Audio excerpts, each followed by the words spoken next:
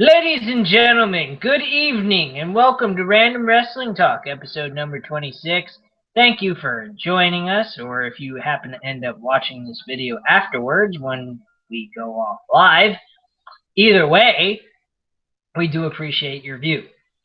And today, it's just me and Matt doing this show, old school, like we did last week. John, unfortunately, is got a new job where his schedule kind of interferes with doing the show on Tuesday nights. So me and John will end up doing an episode later on this week on Thursday. So you will get double the fun of random wrestling talk, which should be a load of fun. Anyway, so let's get things started. Matthew, we discussed this while we were at our jobs today. What is bring up your topic that you wanted to bring up here today? All right, I found an article from Breacher Report Inc. I'm not sure where that's from, but anyway, it's an article about how Dean Ambrose is not getting the respect he deserves as WWE champion. It goes on stating that, let's see, 8 days he was curiously referred to on Monday Night Raw as WWE champion. The following Thursday on SmackDown, he was laid out by Miz, and then later on was put into a champion versus champion match, and then they decided to do the same match again last night. Okay. Let's see, and then of course, meanwhile, everyone is basically focusing on Roman Reigns' quote-unquote suspension, the controversy, if you will, while everyone is just thinking Dean is just holding on to the belt until Roman Reigns comes back, wins, and then defends it against Brock Lesnar. Of course, that's just rumor-wise. I think you mentioned who possibly will be. Yeah, we'll discuss that in a little bit. Don't. No. I'm just giving you the layout, what kind of the beef of this article is about, and that's just stuff about how, again, the quote unquote pals that will be AKA Stepping Man constantly refers to Ambrose as a joke as a champion. You got same thing with JBL. Of course, he's just got Vince in his ear telling him what to say.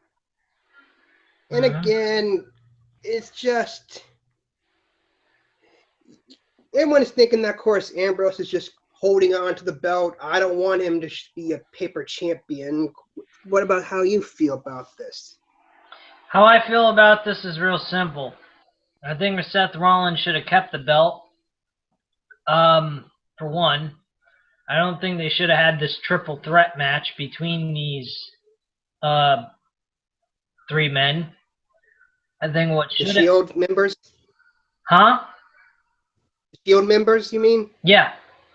I truly believe that what should have happened was Roman Reigns should have lost the championship to Seth Rollins. Seth Rollins should have never been cashed in by Ambrose? Dean Ambrose. And what should have happened is Seth Rollins should have defended the title in a rematch, going off of the same shit they're doing right now, which is perfect, because at least the title is on someone that is the champion that's being surrounded on. Because to be quite honest with you, Seth Rollins looks like the center of attention to this whole storyline with Roman Reigns, and Dean Ambrose just seems to be the odd guy out of this whole scenario. The only thing that he's got going for him right now with this storyline is he's carrying around the championship belt, which don't mean a crock of shit if you're not the center of attention within the storyline, because that's what the whole damn match is about. It's about the damn title, not about, Roman Reigns is an immoral person who took a drug he wasn't allowed to take or some shit like that. It would have worked fine if it was on the champion was doing that, which is Seth Rollins, who should be the rightful champion right now. Seth Rollins then should have lose the title at Battleground, to Roman Reigns. And then at that point, Seth Rollins would then demand a rematch for for his championship rematch clause. And then Dean Ambrose, going into SummerSlam, should have said, in the midst of all this, well, count me in. I'm cashing in my briefcase for SummerSlam. And then at SummerSlam...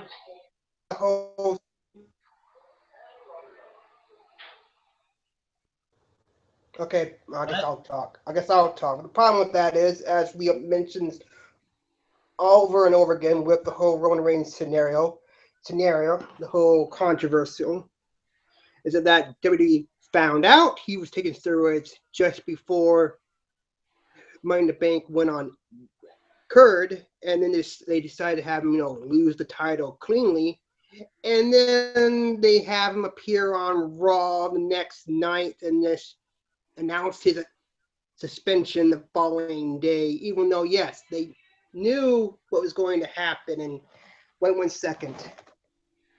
Okay. What?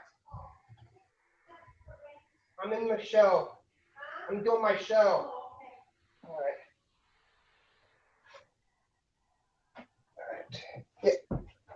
Sorry about that. I just need to keep my door open so I can at least get some reasonable air in there. No, I hear you. That's fine. Yeah. Okay, so yeah. Again, Roman Reigns gets suspended for 30 days following after they already found out he was taking steroids. They have him appear on Raw the following day to set up the whole triple threat match, and it's complete bullshit, yada yada. Your thoughts? My thoughts are simple. Roman Reigns needs to come back and be a heel. They need to play off of this. They're talking about this redemption story. What redemption? Redemption to doing something immoral? Like, come on, man. This is stupid. If he was a loved guy, people liked him, people embraced him, you do a redemption story with him. Not a redemption story while he's been getting booed playing a good guy. You have him play a bad guy coming back from all this since he did something immoral and the fans weren't liking him to begin with. It's that simple. Yeah, I agree with that. It's BS to begin with because no one likes Roman Reigns, and the fact they're building this whole redemption story, it makes no sense because if he shouldn't have been, if he was going to be such a role model, he shouldn't have done that in the first place. I mean, what does a guy like him take steroids for? I mean, by the looks of it, pretty much. Hold on a second, Matthew. Hold on a second. You can always ask Hulk Hogan when you say steroids. That's taking his vitamins. Okay, not about that. I honestly do not want to bring in Hogan involved with this. I mean, he's pretty much the kingpin of when it comes to steroids controversy. So no.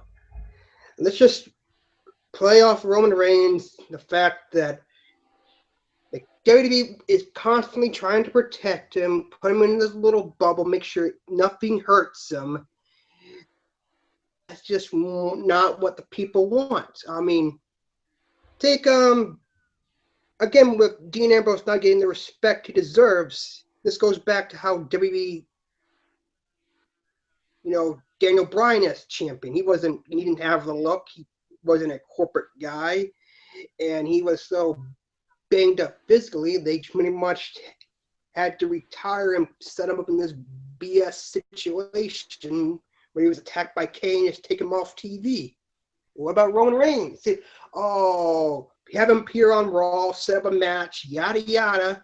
Have Dean Ambrose cash in the briefcase right before they go off air on the pay-per-view, and then just have, for the fall weeks leading up to Battlegrounds, have Seth Rollins complain about how it should be a one-on-one match, how Reigns should not even be eligible for a title match, which I agree with, and I think that's an excellent storyline about what Seth is doing. But again, stop focusing so much on Reigns and put the focus on the champ. Well, that's not what they Talk want. about Look, what they need to do. they're making Roman Reigns the more important factor in the storyline than the championship bout itself. And that's horrible. I mean, to be quite I honest know. with you, that's like pretty much saying fuck the championship belt. You might as well throw that in the garbage and pretend like it doesn't exist, because that's pretty much what they're doing. The only time they're having any kind of acknowledgement of the championship belt is when Seth Rollins and Dean Ambrose are having controversy with each other. The reality of all this is Seth Rollins should be facing Dean Ambrose one-on-one for the title, and then Roman Reigns needs to be coming back to face Dean Ambrose in a one-on-one match, and then eventually leading up to a triple threat match for SummerSlam. But they're doing it all ass backwards. So, I don't know. I mean, the whole thing, to me, just seems idiotic, and that's why I'm glad this brand split is happening. Because this brand split will give us a fucking break from anyone who doesn't want to watch any programming that deals with Roman Reigns on it. Unless it's a joint pay-per-view. Yeah, but let's just face. We all know that Reigns, Ambrose, and Rollins are going to stay on Raw, and most likely, name guys like Cena and Styles in the club will go to SmackDown. And speaking of that, actually, that's not true. Okay, that's fine, but okay, before you get onto that, what do you think of the whole setup with the 6-man tag from Battleground by having very smart Enzo decision and up with Cena? Very smart decision. It was extremely smart. It gave Enzo and Cass something to do in the meantime before they win the tag team titles at SummerSlam. I think that this is a genius idea. Not to mention that if they even have Cena's team win, they don't have to have AJ Styles lose to John Cena, which is not making him look like he's being buried, and gives Cena the opportunity to win a match. I think what needs to happen is after Battleground, I think the club needs to be broken up, basically, with the draft.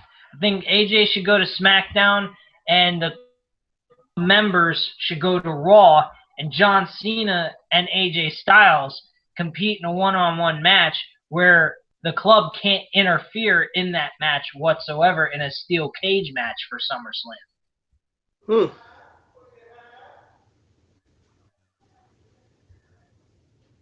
That could be interesting. I mean, at least it'd be better off than having constant interference. Okay.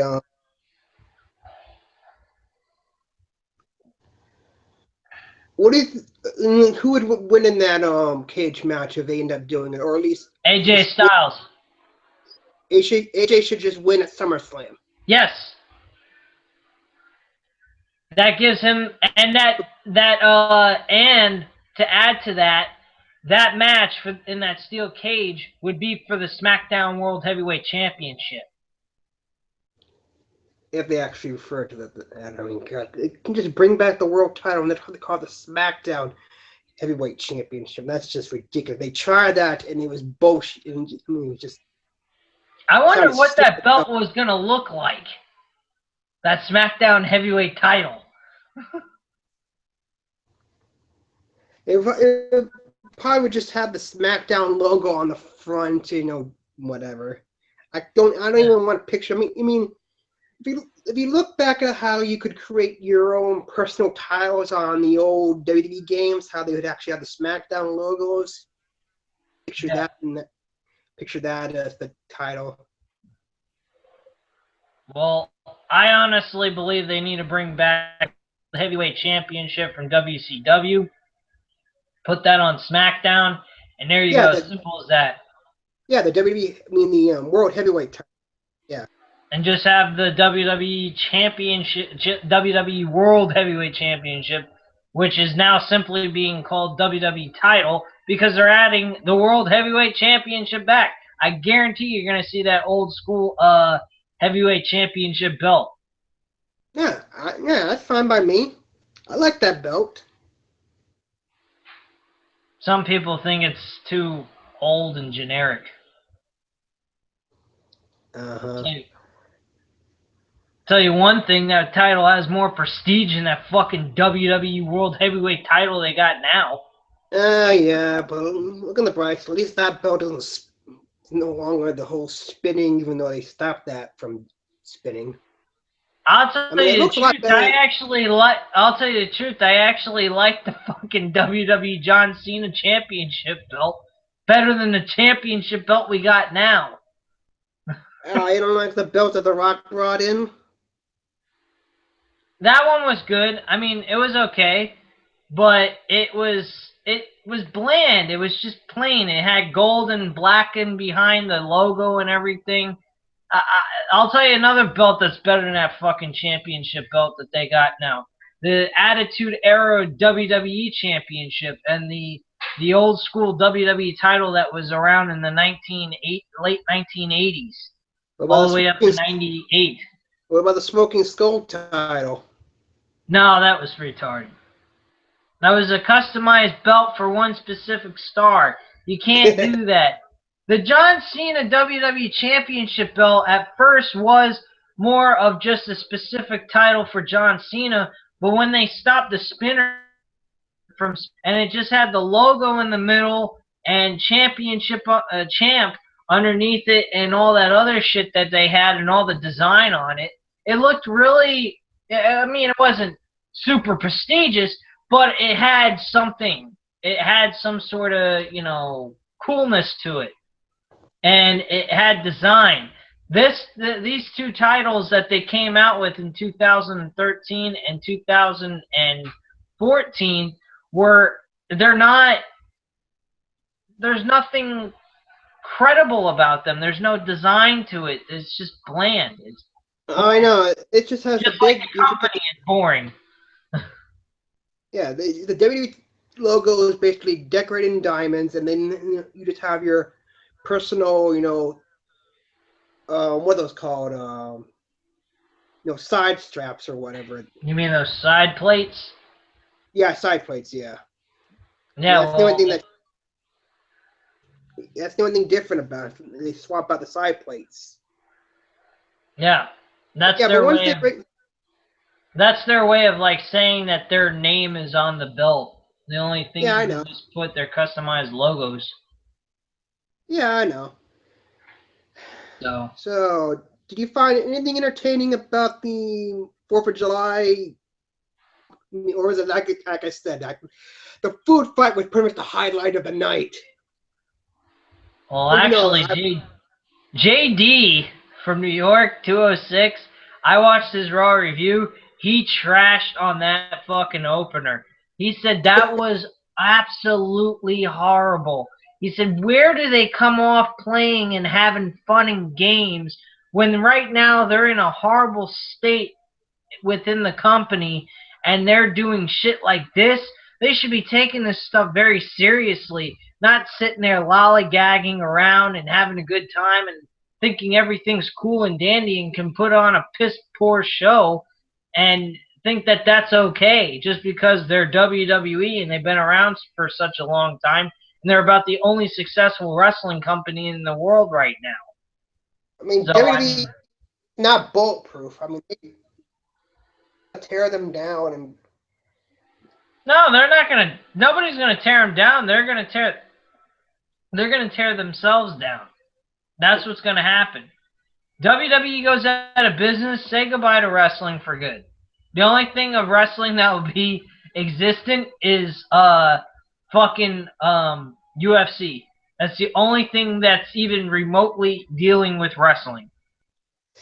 Well, yeah, wrestling style, but unless I'm not even gonna acknowledge that other place. But say if ROH gets a better deal and gets bigger talents, maybe they can eventually take WWE's place once they're gone. There'll be a small ass fucking company taking their place once they're gone. Yeah, but they'll start try to rise up from get up big. I mean, yes, they're small, but I'll probably put him on a medium level.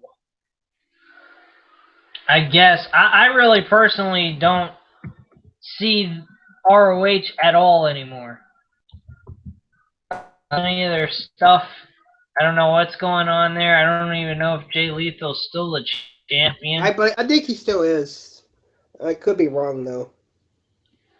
I mean, there's really nothing about ROH that... The wrestling... Oh, fuck. They got great wrestling, but the storylines are just a little too bland for me.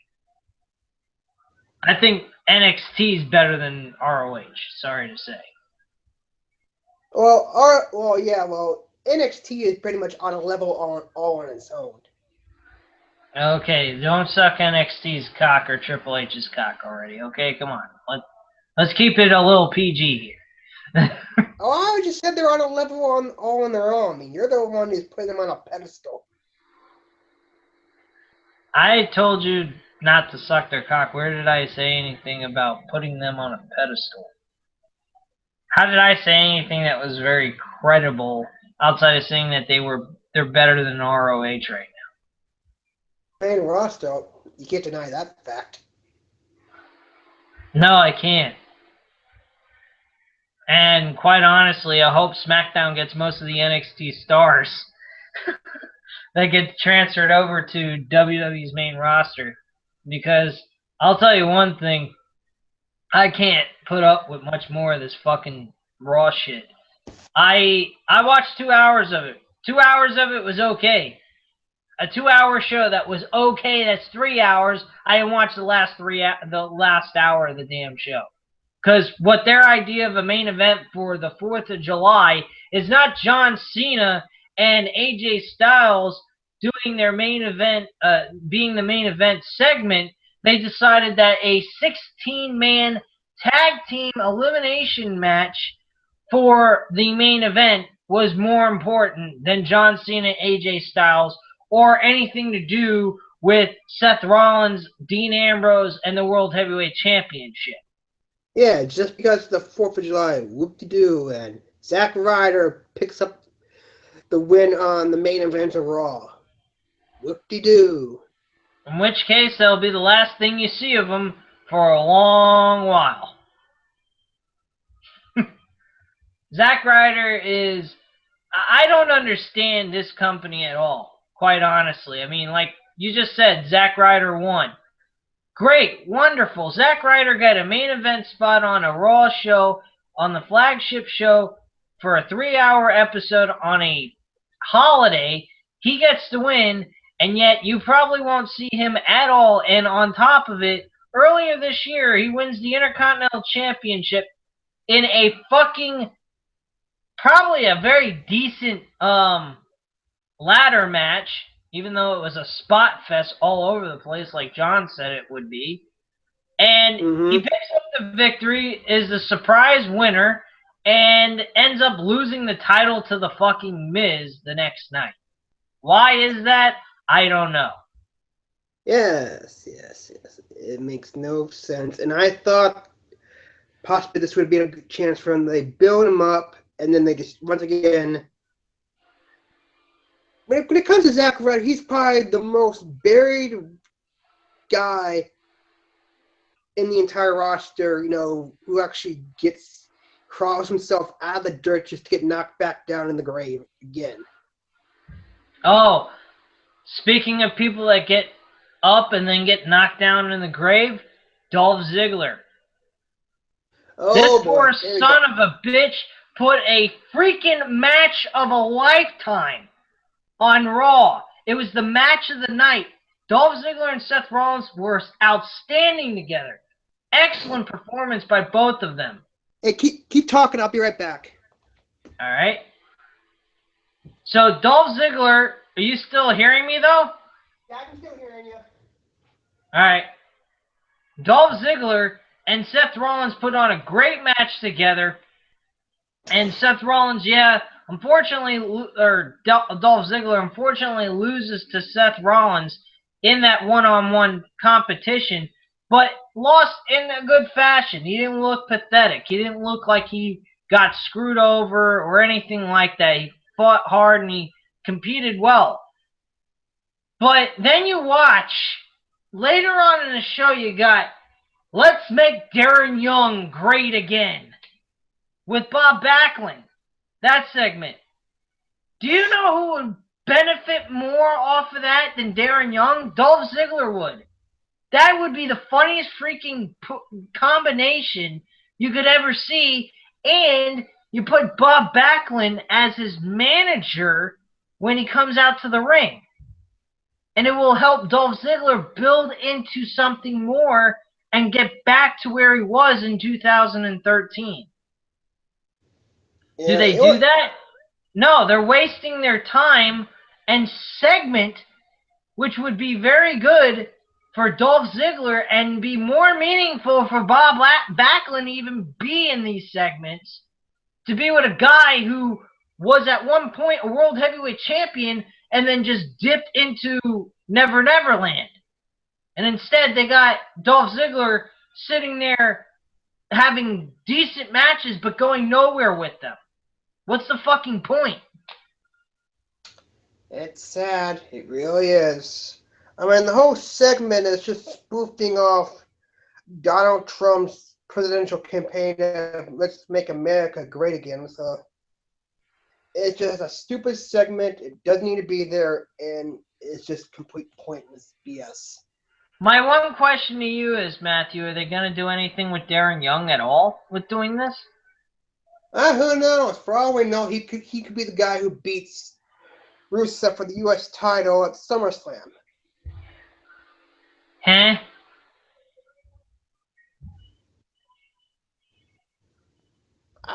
I know. I have no idea how long I'm going to keep pushing this segment. I have no idea what they're doing, but apparently, I mean, Darren Young start maybe pulling off the crossface chicken wing that Bob Backlund used.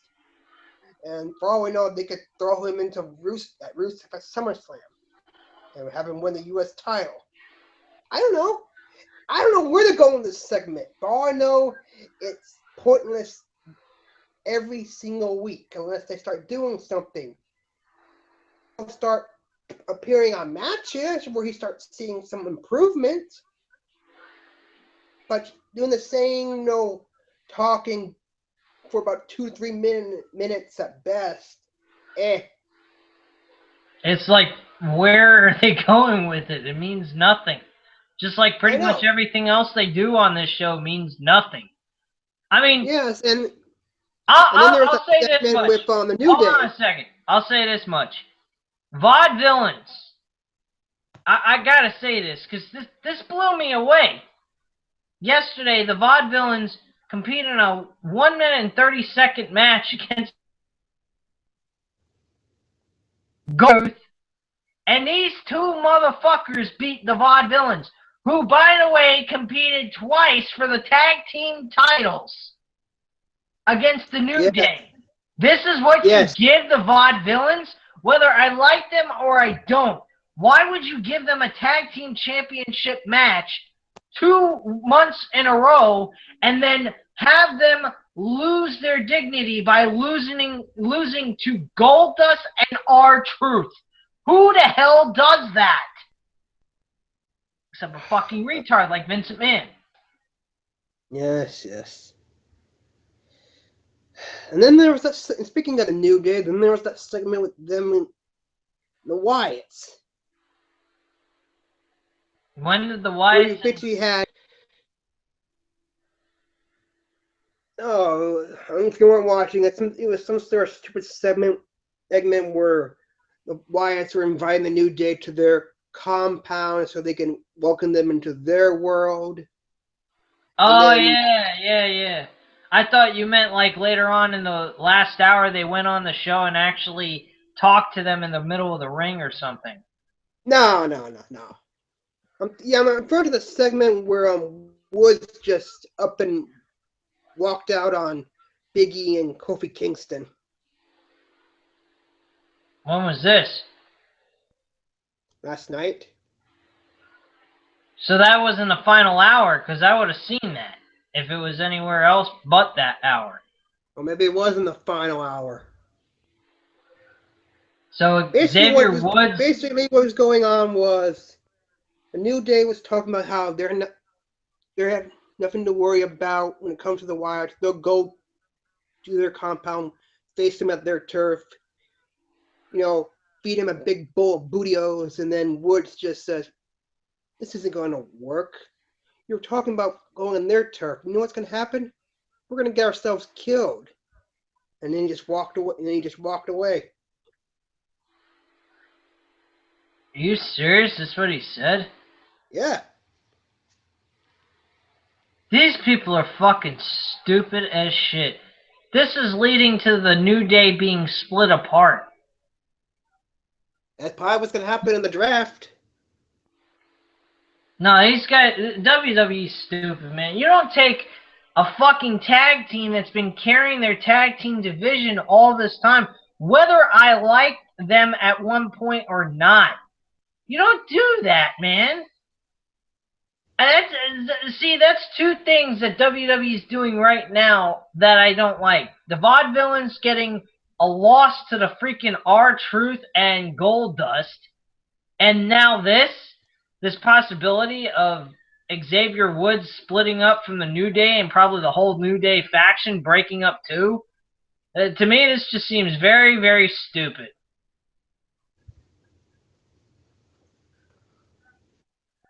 That's like taking the Shield after 1 year of success and splitting them up and acting like, oh, they're going to be fine on their own.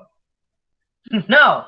The Shield had to be together for 3 freaking years before, well, not, yeah, actually 3 years. 2 to 3 years, something like that. And they finally broke them up, but they were all big-name stars by that point. They were really being looked at as main event type quality stars. Fucking Big E, Kofi, and Xavier Woods, they're lucky if they're mid-card at best. That's why they thrive and excel in the tag team division, because each one of them help each other look good, and they're funny comedic group.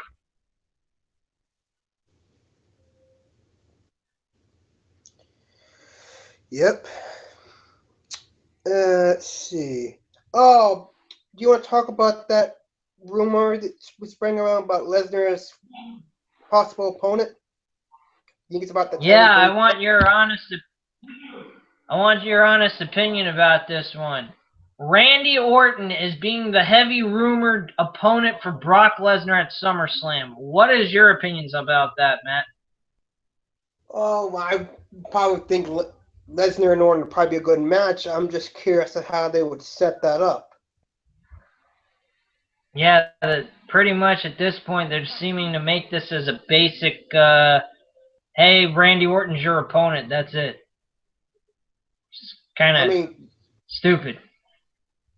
I mean, what, Lesnar comes out, blah, blah, Orton, maybe Orton comes out and then Lesnar interrupts his return, gives him an F5 out of nowhere, or maybe Orton counters it into an RKO or something. Well, here's a good way of putting it. Brock Lesnar could come on there and have his own segment with Paul Heyman. Paul Heyman comes out and does his usual spiel and says the Beast Incarnate's here. He wants to know who his opponent is. And then all of a sudden, after a while of them talking and rambling, Randy Orton shows up. He walks to the ring and he says, "Here's your you're the Beast." Well, guess what? I think I know where you're going with this. What I mean by spiel, Heyman announces it, eat, sleep, conquer, repeat, broke the streak, yada. Who in their right mind would want to step in the ring with Brock Lesnar? Yeah, and then Randy Orton comes out. Be crazy. You'd have to be hearing voices in your head. Yeah. Well, the thing is that they could go with the old gimmick that he used to have when he was younger. He could go walk into hold on, listen to what I gotta say. He walks into the ring. He says, "You know what, Brock? I've been watching you for the last year and a half. You won the world title. You've been in the WrestleMania main event. You dominated John Cena 2 years ago. You've been conquering everybody in your sights. Well, you may be a beast, but you know what I am? And Paul Heyman and Brock just look at him like he's crazy, and he says, I'm the Legend Killer, and I'm going to kick your ass and end your legend of being the beast. I don't think they'll go that. I don't think they'll go that. I would just say that he's pretty much the apex predator. No, that's fucking bland and boring, man. Get rid of that freaking bullshit. Yeah, but he's the Legend Killer again. I don't think that'll work anymore. That was just for him to build up his rep, though. He needs to be cocky again. He needs to have a personality and charisma. When he was the Legend Killer, he had a personality. Once he went from being the Legend Killer to being the Dangerous Destroyer and giving people concussions and all that, which was fine and dandy at that time, but he's been doing it for so many years. You ought to just try going back to the old Randy Orton from 2004 and see how that works for him, coming back for not doing that kind of gimmick for so long. Yeah, maybe they can make Cena go back to doing raps too. No, I don't think that would. I don't think they need to do that. I just bring them back. It's hard to bring back really old gimmicks for people. So I don't see them actually doing it. I mean, how would they do that? I mean, real simple. He's facing Brock Lesnar, the freaking Brock's beast. Legend. Dude, he is basically look. The type of monster that Brock Lesnar is set out to be, he might as well be called a legend. They could even throw that in there. They could say, with Paul Heyman saying this, Brock isn't just a beast, he's a legend. Nobody can ever beat him. No one's ever beaten the man fair and square for the championship belt. He deserves a title shot, blah, blah, blah, blah, blah, yada, yada, yada. So Randy Orton would come out and say, oh, you're a legend? Well, guess what? I, at one point, and still am, a fucking Legend Killer, and I'm going to end the legend of the Beast. And there you go. That's a nice little way of starting things, and then you just work from there. Are they throwing any other names out there for possible opponents? Possible opponents for Brock. The only thing I can think of is Brock Lesnar competes for the WWE Championship against Roman Reigns, and I sure as hell do not want to see Roman Reigns beat Brock Lesnar. Because anyone faces Roman Reigns will lose. It's simple as that. That's not good. No. Bad enough that Reigns could be a possible 4-time champion in such a short time, but god dang it. Matthew, it's simple. Reigns is going to be a 4-time champion. This company has become immoral. They don't give a shit what you do as long if you're part of their propaganda or their agenda, their corporate agenda, and what they're trying to do, and you're the guy they picked for whatever freaking crazy ass reason, they want you protected. That's why people haven't liked John Cena. That's why people didn't like The Rock at one point. I mean, he was looked at. I think The Rock was actually supposed to be this corporate guy that was supposed to be the big time face, but couldn't make it because people just fucking love Stone Cold Steve Austin. And if it wasn't for WCW, with them beating the shit out of WWE's ratings every Monday night, Stone Cold would have never became a success. Stone Cold would have just been like a Dean Ambrose, basically. Yeah.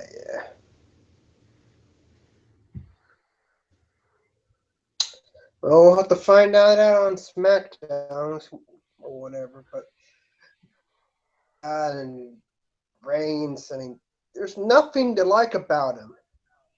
Again, if he wants to be a badass heel, that's another story. But don't give us this sugarcoating protection BS when everyone does not want anything to do with him.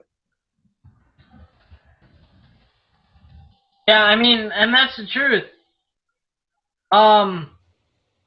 That's what they need to do. They need to, and that's why I believe this draft is being created. I believe this draft is being created to give people the opportunity to be able to watch other superstars where it's not all centered around Roman Reigns. And they believe by doing that, that might save Roman Reigns' main event spot within the company and not make it look so horrible to the audience that the few people that do like Roman Reigns will embrace it. They'll have more cheers going on than boos, and they'll be able to have something going for Roman Reigns to meet what they're wanting to accomplish, at the same time giving us an option that people that don't like Roman Reigns to tune him out with another brand. All right. Anything else? Because I think I pretty much covered everything.